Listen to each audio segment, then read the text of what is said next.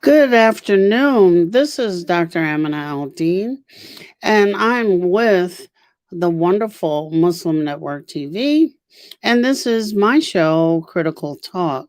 And as I was thinking about things and opening up, I don't know whether we're smack dab in the pandemic or we're having one of our loose weeks where we think we're opening up till everybody gets back outside and then we have to shut down again. But whatever it is, I was thinking about how our bodies are feeling.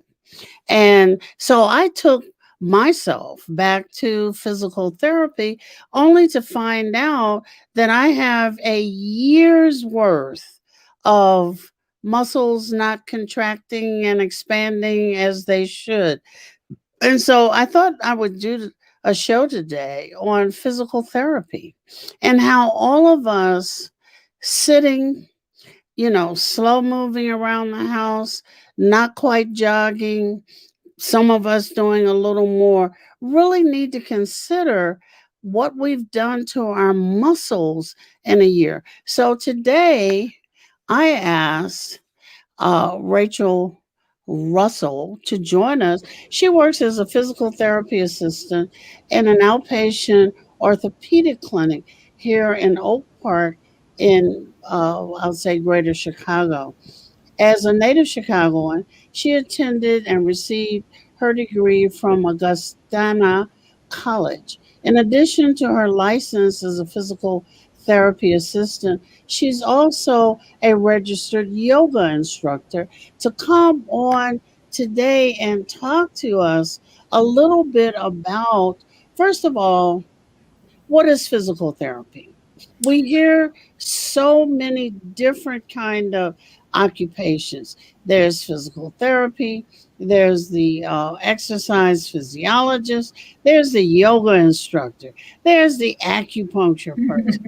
And all of these people do very specialized things, but we don't have a basis. And when I looked around, physical therapy, the therapy of your muscles and movement and your kind of inner pharmacy, getting your hormones going, seem to be the basis. So I'm going to ask Rachel to bring us up to date.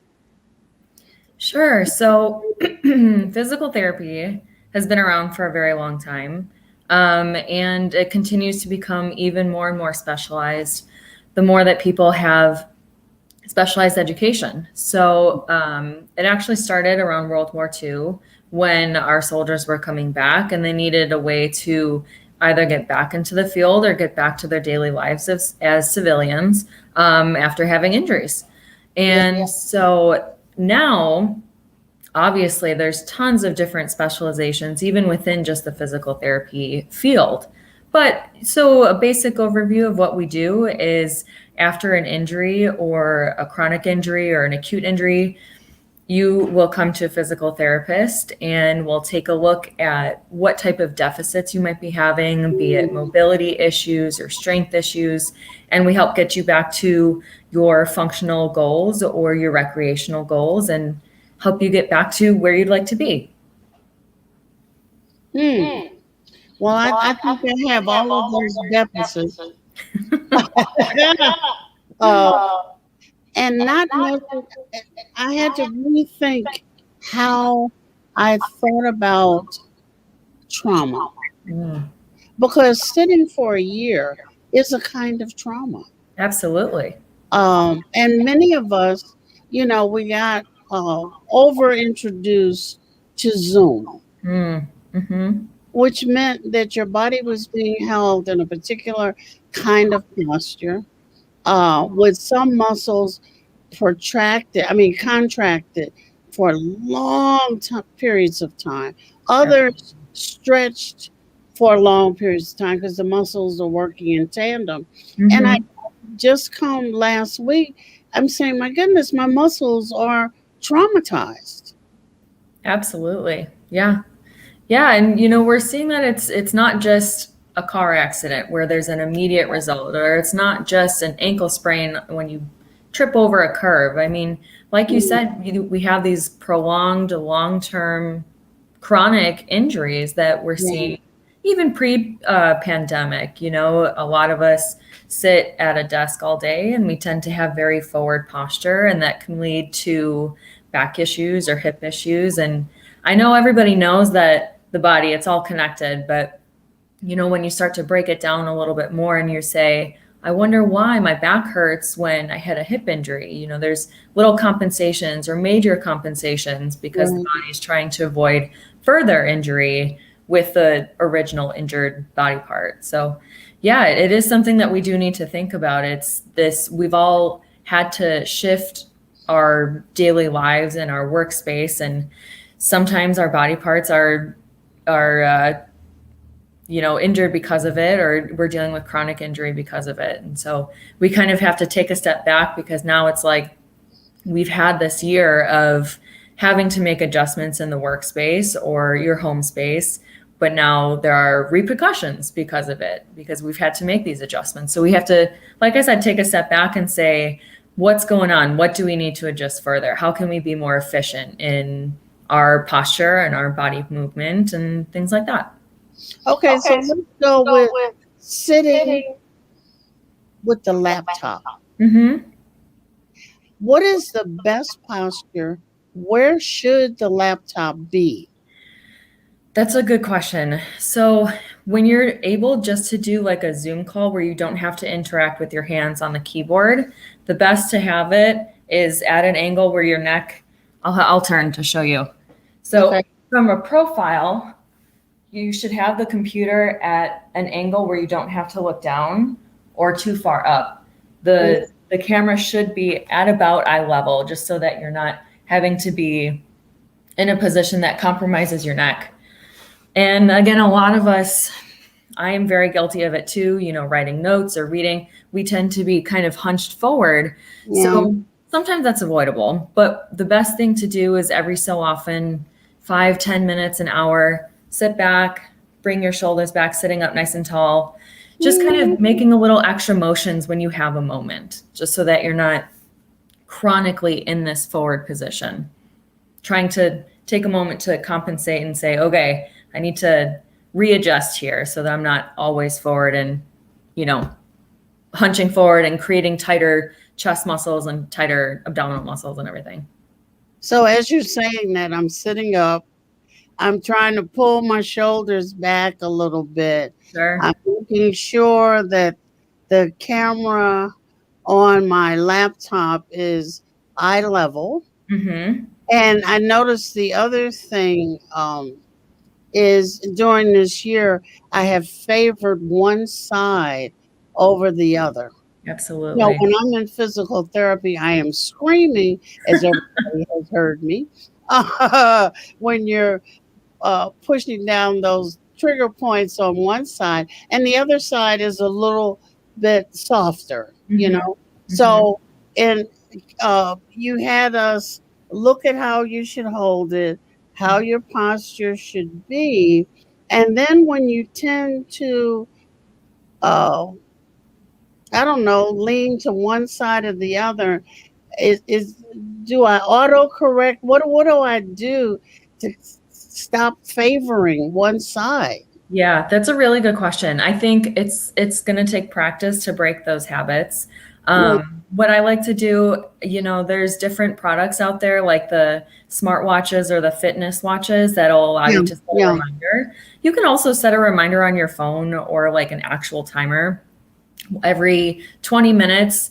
Like have the timer go off so that you can check in with your posture and say, am I forward? Am I tilted? Am I leaning? And then make those adjustments and try to be mindful of that until the timer goes off again. And you know, the more you practice, the more you'll get into the habit of finding those more efficient, more ergonomic postures that you can maintain for longer positions, and you'll be there in those better positions for Zoom calls and I don't know, other phone calls and other work tasks where you have to maintain that prolonged position. So is using the laptop different than using the desktop? I think for folks that have like a separate keyboard and a monitor, with the laptop, it's obviously all connected. So you, when you're using the keyboard of the laptop, you tend to be a little bit more forward, and your screen Okay. is has Mhm. to adjust. But having a monitor that you can raise up while maintaining the keyboard at a better ergonomic position, it just has to, you just have to deal with it a little bit depending on your financial situation, your home setup, whatever is going to be best for you. So you just have Mhm. to, kind of make do, which is what we're all kind of doing right now. So if you find yourself having to do a Well, lot of typing on the keyboard, setting up the keyboard to be uh-huh. most ergonomic versus the screen, you might have to tilt the screen back a Mhm. little bit, will be better. Mhm. Well, one of the things, I don't know if it's still as popular as it was, but maybe during the pandemic it got more popular. And that was that VersaDesk, where you had this thing and you could stand and work at your keyboard. Is that really efficient for your muscles? That's also a really good question. So I think it's really good to have the option of that. I think a lot of people get into this habit of I need to have a lot of people are doing like the bouncy ball, not the bouncy ball, what is it called? We call it Swiss ball, that big Mm. like therapy ball that you sit on. Right, That's what they were right. using as their desk chair. Or, people were only so they were only using that as their desk chair or only use a standing desk. Mm. It's okay to mix things up. So you have the option of standing for a little while. You have the option of sitting for a little while. You have the option of moving around, creating a little bit of, um, I don't dynamic Okay. work situations is probably best instead of just one option for too long of a period. Wow, because I was watching, I don't know if it was a commercial or an actual show where they were talking about the worst thing you can do is to begin the process of using your laptop in the bed. Sure. Yeah. Yeah. Yeah. And I was thinking about that, of course it makes everybody smile, Mhm. but oh, I can be on my laptop in the bed and just turn off my camera. Right. But you're really compromising muscles. Hmm. Definitely. I mean, a lot of us, you have your bed usually up. If you don't have a headboard, you're usually up against the wall. Mhm. So then that kind of puts you in a position where you don't have good support. You have to kind of lean forward because it's not Right. very comfortable to sit like Mhm. ramrod straight. Mhm. Um, yeah. So, I mean, on top of sitting in that position, there's also this like psychological aspect of it too, where your brain starts to connect your bed to a workspace instead of an area of rest. Right. I mean, obviously it's not 100% proven, but yeah, a lot of people are starting to associate that and finding other triggers when you try to go to bed and as that you're not able to go to bed because now you're associating your rest space Yeah, as it's a workspace. workplace. Wow. We're going to take a quick break here, and I would like to ask you to think about some sitting exercises and maybe demonstrate them Hmm. for us when we come back. Okay. Great. This is Dr. Amina Al-Din with Muslim Network TV and Critical Talk. And Rachel Russell is taking us through a little bit of physical therapy for free, guys. We'll be right back.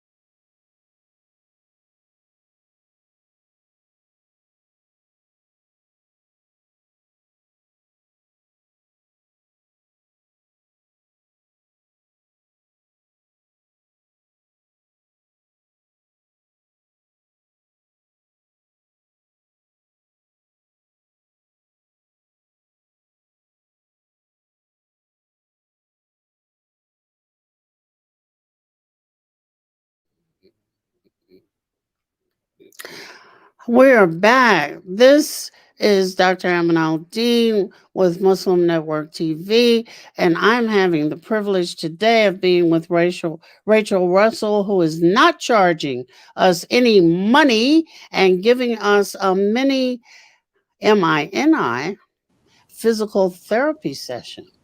Rachel, it's yours.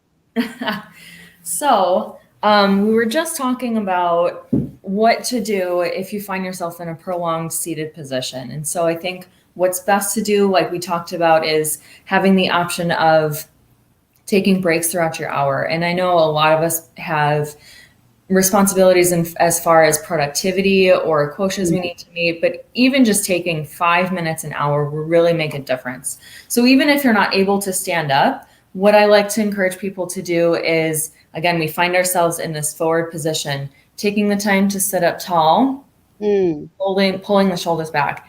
Even just doing this and trying to maintain for a little while is mhm, going to be like probably the best thing that you can do. mm. So in addition to this, so you can do a couple repetitions of, we call these shoulder blade squeezes or scapular retractions, a couple repetitions of scapular retractions that help strengthen those muscles, those postural muscles. Oh, that feels good. Uh, Exactly. Another good way is to, sometimes these muscles, the upper trap muscles, get kind of tight. So gently leaning one ear towards one shoulder, holding for a couple of seconds is a good option. Going back and forth. mm. When you're doing this, when we encourage people to maintain this good scapular retraction so that you're not tilting all the way over and you're like, oh, hey, look at me. I can bend I was getting ready to do that too. You Okay. can, I mean, you can start to incorporate a little bit more dynamic movement, taking one arm and kind of reaching over, stretching through like the side of the waist. Uh-huh. And so we've already got a couple motions where, you know, you can stay Oh. seated and kind of get a little bit of extra motion. If you want to get a little bit more leg movement in there, I'm going to turn my camera a little bit so that you can see.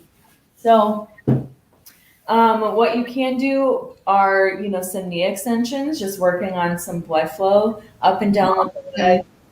leg. You can also keep the feet on the ground and lifting the heels up and down. Sure. Uh-huh.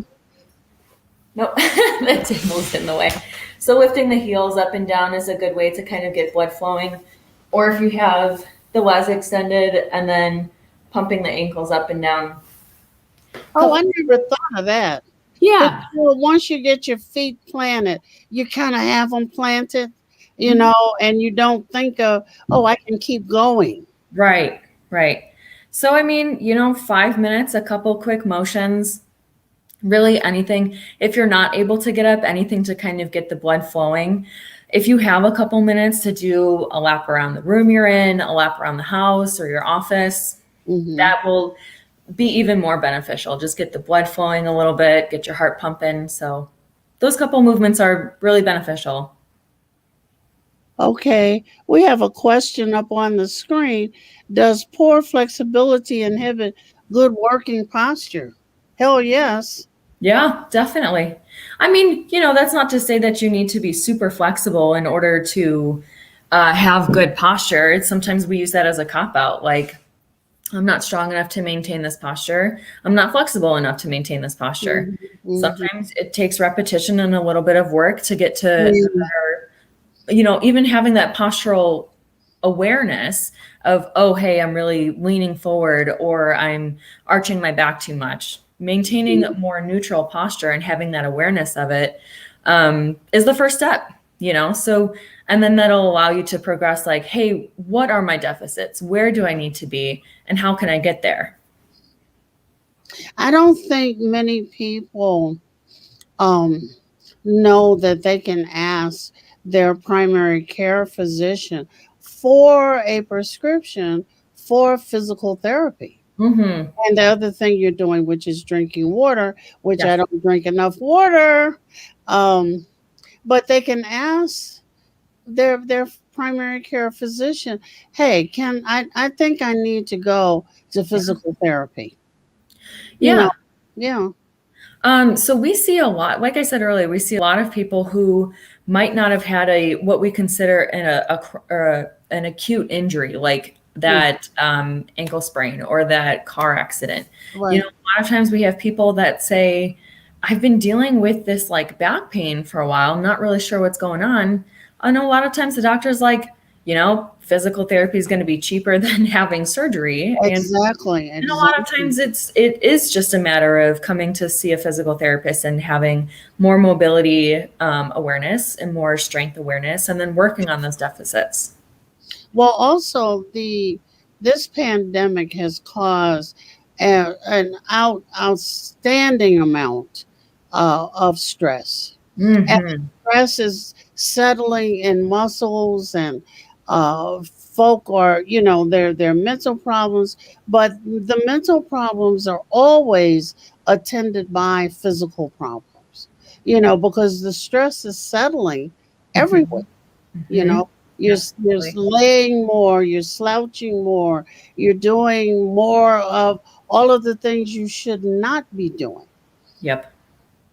And as we get older, as I can attest to, I'm not going to do a lap around the house. I'll think about it, however, but I'm not going to do a lap around the house. But if I have a series of things to do, and I can check in with physical therapy to make Hmm. sure I'm not causing injury, but that I'm doing them correctly by being Hmm. there, for a 5 week stint or whatever it is, to get my muscles habituated to Yep. doing some things, then Hmm. that should be helpful. Helpful. Give me some more advice, Rachel. Let's see. I mean, a lot of times, you know, we don't necessarily know like where, or, you know, uh, people in general don't necessarily know where their injury comes from. And they're like, it might be in the back of your mind, like, my back kind of hurts. How long have I been dealing with this? And, you know, Right. you go see your doctor and the doctor's like, well, what do you want to do about it? And it's like, well, you can continue dealing with it, or you can come to therapy and we can try out some exercises. And as Dr. Aldine said, we can work on posture, we can work on strength, and we can get those muscles back in the mindset of this is where we're supposed to be. This is where Better we're trying than to get. medicine. Better than taking pills before you can sort out what's wrong. The pain Mhm. pill will change your perception, but Mhm. it's not going to change what's wrong. Right.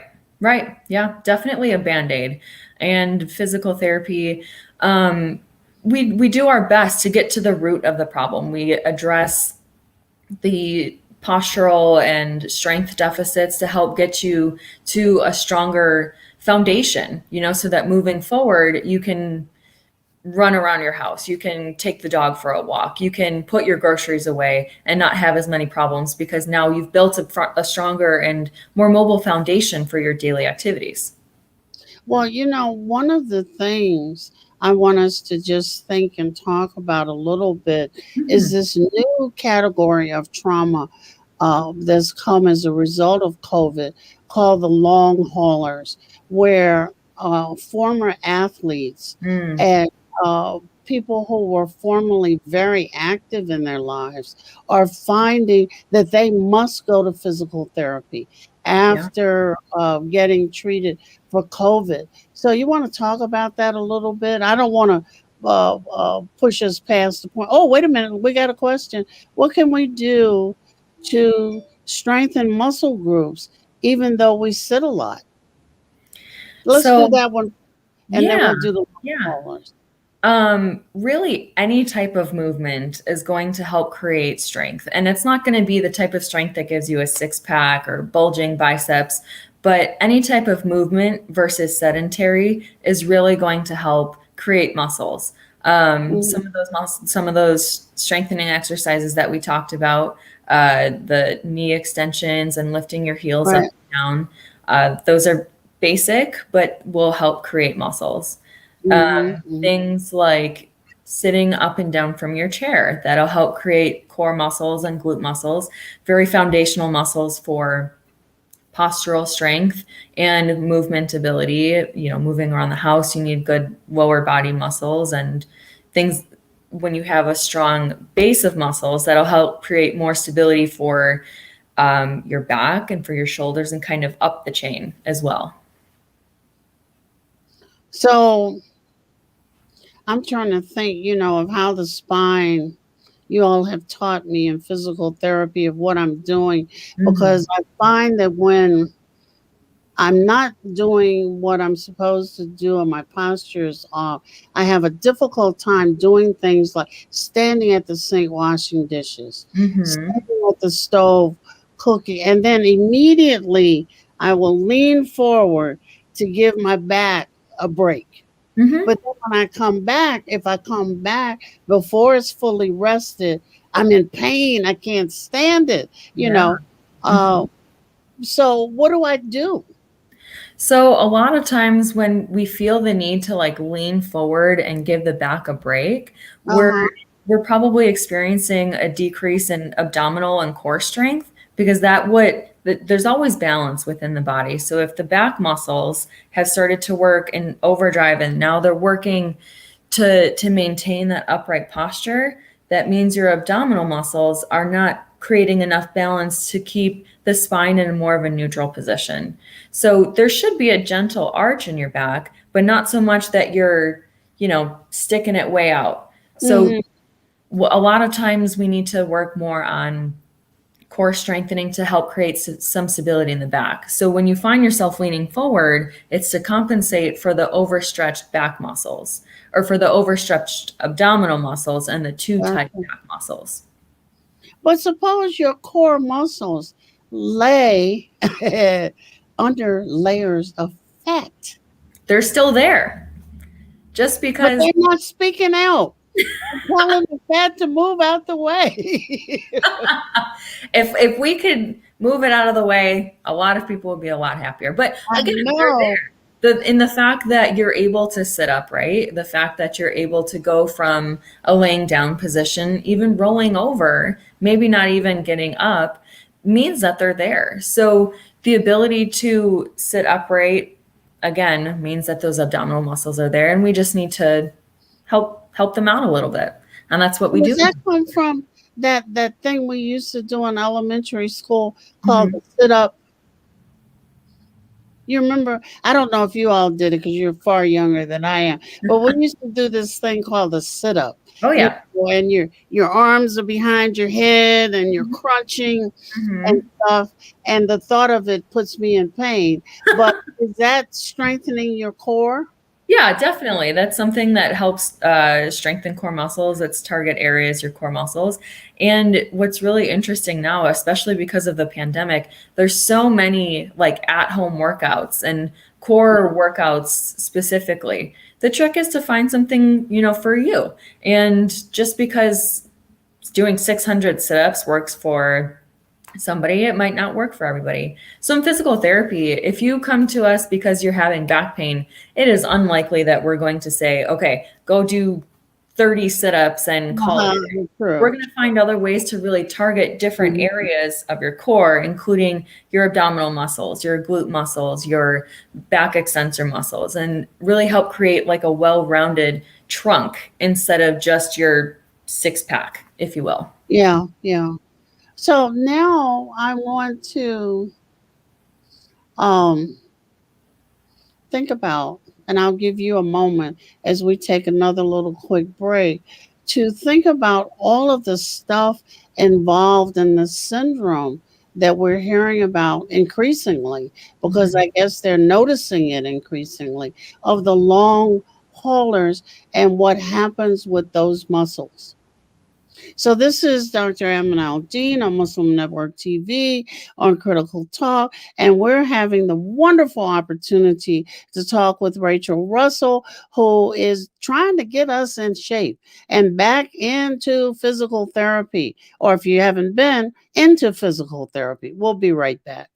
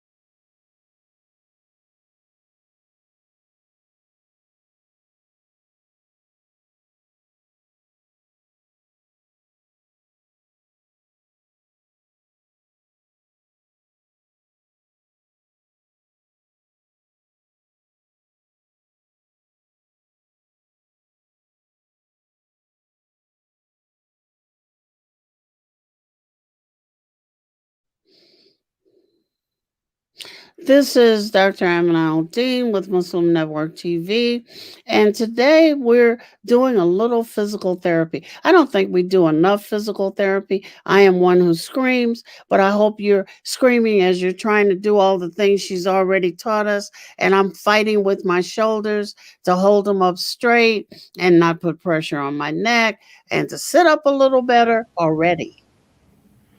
So, Thank talk you. to us about these long haulers. When we first heard about COVID, of Mhm. course, it was the respiratory issues, right? Mhm. And the small brain infarcts because people were having heart attacks and all kinds of things. But Mhm. nobody was really paying attention to laying in a hospital bed, being Mhm. intubated for 3 weeks, Yeah. 6 weeks, you Yeah. know, or even shorter periods of time until I Mhm. saw this one program and it broke my heart. Two young ladies, one I think was a swimmer who couldn't Mhm. swim anymore, and the other was a not a distance runner, but a runner. Muscles were just all out of shape. And then they had later some older people like me who their coordination and balance just was shot. Yep. Yeah, we're seeing a lot of long-term side effects of people who have experienced COVID. And not always in the specific clinic that I work in, but it's Mhm. definitely across the country, across the world, you know. Now that we're about a year in, we're starting to see those long-term effects. And as Amina mentioned, we're seeing we're seeing people who were considered very active and had Right, right, contracted the disease, and some of their long-term effects were respiratory weakness right, or continued heart palpitations. And right. actually, I had experienced that. I had contracted COVID back in October of 2020 and was sick for about a week. Thankfully, my symptoms while I had tested positive were very mild. I actually only thought it was a cold and thankfully got tested and was able to stay at home and rest for a while. But, you know, then I started noticing that I was short of breath unexpectedly. Like sometimes I would bend over to pick something up off the floor and I'd felt my heart, you know, start to race right away. Right, Or right. I'd be taking the dog for a walk and it's, you know, you're working a little bit, but I'd be like way out of breath. And I'm like, this shouldn't be happening. And Right. so I spoke to my doctor and we had some heart tests done and some lung tests done. And thankfully, everything looks okay. So for me, it's really just a matter of building up my cardiovascular endurance and monitoring my heart symptoms. I haven't had any other complications. So it, again, for me, it's just building up that endurance. However, for a lot of people, it's a little bit more than that. There are other complications that they need to be aware of. Um, and it's not a weakness. I think some people, especially athletes, think I should come out of this really strong and I should come out of Yeah, it yeah. thinking I'm just going to jump right back into it. And it is taking major tolls on people. And so Right. I think what people need to realize and understand is that it's okay to take your time. You just have to, yeah, you know, you're going to have to push yourself a little bit past what might feel comfortable initially, but it's also just part of the process. You know, you have to slowly build your endurance back up and don't be afraid to speak to your doctor about any complications that you're feeling because heaven forbid there is an underlying issue like pulmonary embolism or myocarditis was something else Right. that the Yeah. doctors were talking about. So yes, for But most what's people it with is. that muscle weakness? Mhm. So I mean, you know, when you're resting at home, the old saying use it or lose it definitely Right. comes into play. If you have to quarantine, do your best to continue to stay active. That's the most important thing. Obviously, you have to be mindful and say, you know what, I'm feeling really tired. I do need to take a break. But I wouldn't recommend using that as an excuse to say, I'm going to lay on my bed and watch TV for 10 days because that's not going to do you any good. No, but it's so comfortable. It's so comfortable. I know. There's so much on TV these days. Yeah. But I think that the striking thing for me watching these little news reports was the lack of coordination and watching the therapist try to get folks' coordination back Mhm. and some muscle strength because people don't think, but well, you're just laying down. Yeah. Yeah, but you're laying down. I don't know how much oxygen muscles are getting or all of that stuff. And you go to get up and hit the floor and wind up. They were bringing people home in wheelchairs. Right. Right. So, I mean, as we talked about before, it's one of those things we learn as a kid. It's all connected, but you don't really realize that until it's not just your, your physical body well, it's all physical, but it's not just your like shoulders connected to your arm. It's Mm, the right, fact that your body needs oxygen to allow the muscles to work, and your brain needs oxygen to send the message to your muscles to function and breathe and move and think. right, right. It's all connected. So when you have respiratory issues, when you have heart issues, it can really affect just the basic ability to move. Yeah. Oh, this body is a wondrous thing, but when it starts going bad, it Yeah. just gets on that slope. Yeah.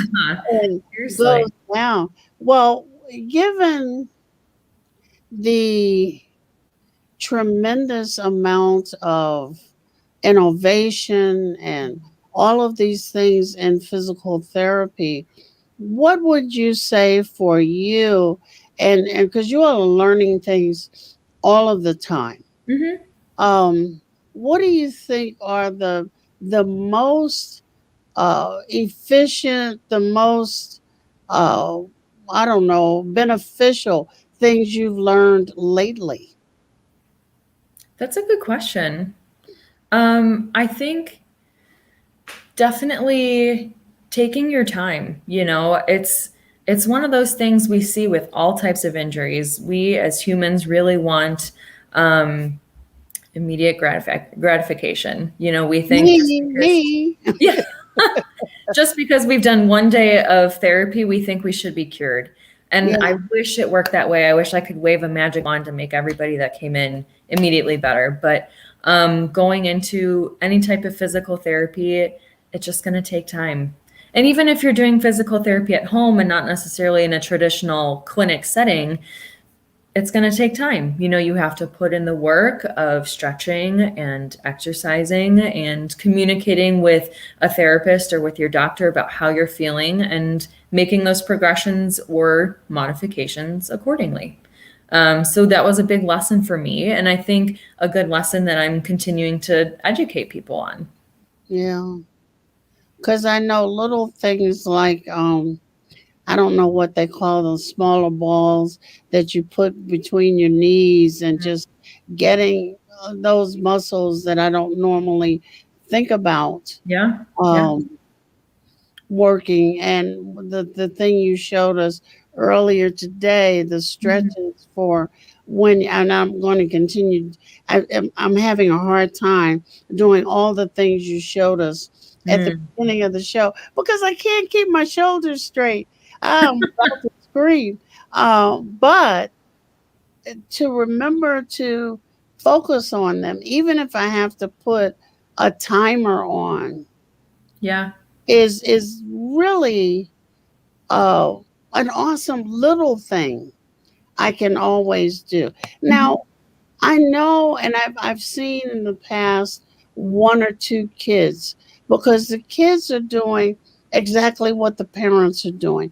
Could Mm. you give us just a little bit of how parents can encourage some good physical therapy in their kids? Yeah. I mean, on top of, setting a timer for their kids, it's hard because of the school day. Not all kids are back in school. A lot Right, of them are at home. And what we're seeing now is that a lot of the older students are taking care of their younger siblings while their right, parents are right, working. right. So if there is a way to coordinate a family break and play a game like a physical game of even hide and seek, something like that, just to get moving, or having a family like 5 minute exercise, just kind of a couple stretches and a couple of movements, anything like that will really be helpful. If you don't have the time to coordinate as a family, as a group, taking time before the school day to check in with Mm, your student and say, hey, at this time, when I know you have lunch or when I know you have a break, try exactly. to do these exercises. And then at the end of their day, maybe check in with them and say, hey, how did you feel? Are you having any pain? What would you like to work on? And, things like that. Well, I thought today that I would bust up your workplace next week and come in with my chalk and draw a hopscotch board. I mean, it's going to also be fun. And Absolutely. I kept saying, if we had some music and you did the old Richard Simmons thing and you had us out there in a group, we'll dance. Even the old people will dance faster than they will do isolated Mm-hmm. physical therapy exercises. But there were, and I got worried when some of the public schools started jettisoning gym time. Yeah, I'm saying, oh my God, are you kidding me? I know. Yeah, I mean, physical therapy or physical activity at any age is very important. And it's very hard because we're all not you we're getting back to a more regular lifestyle of movement, Mm, being outside of the house, but when you're stuck at home, you have to try to move as much as you can, as much as your day will allow, and your physical ability will allow, because even if you move just a little bit, it'll help, it increments so that you're able to move more one day. So it's just a matter of time. well, that's being optimistic, Rachel. Oh, I mean, I've just been back in physical therapy a couple of weeks, and I have to admit, I feel better. I'm nowhere near whatever. I don't even set goals anymore, but I know I feel better good. because for that time, the times I come in for that hour, I'm doing more focused work Yeah. than I would ever do. And my body is getting back to remembering some things. Mm-hmm. I think we downplay muscle memory, Mm, absolutely. but those muscles memorize stuff. Mm-hmm. Mm-hmm. Yep. I know. So it's a common joke in physical therapy that PT actually stands for pain and torture. It Um, does. and we're okay with being the bad guys.